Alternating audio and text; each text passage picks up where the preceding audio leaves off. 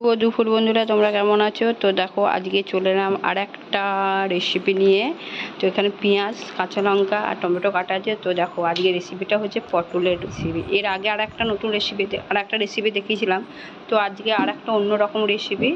তো তোমরা দেখতে থাকো। যে দেখো, এখানে কড়াইয়ে তেল গরম হয়ে গেছে, পটলগুলো ছেড়ে দিলাম। আর পটলগুলো গোটাই কেটেছি, আর মাছগুলো ছিঁড়ে দিয়েছি, আর নুন মাছ রেখে দিয়েছিলাম। তো দেখো, পটল এখানে ভাজা হয়ে গেছে। এবার দেখতে থাকো। দেখো, পটলগুলো যে ভেজেছিলাম, যে তেলটা ছিল একটু কালো কালো হয়ে গেছিলো, যার জন্য তেলটা রেখে দিয়ে আবার একটু ভালো তেল দিলাম।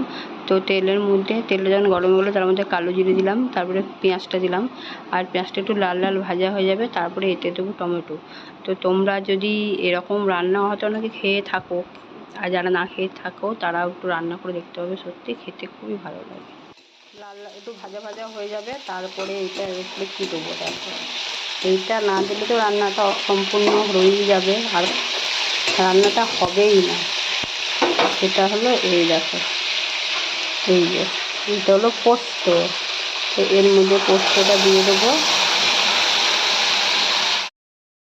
হয়ে গেছে আমার পটল পোস্ত। তো পটলগুলো এরা গোটাই রয়েছে, নরম হয়ে গেছে।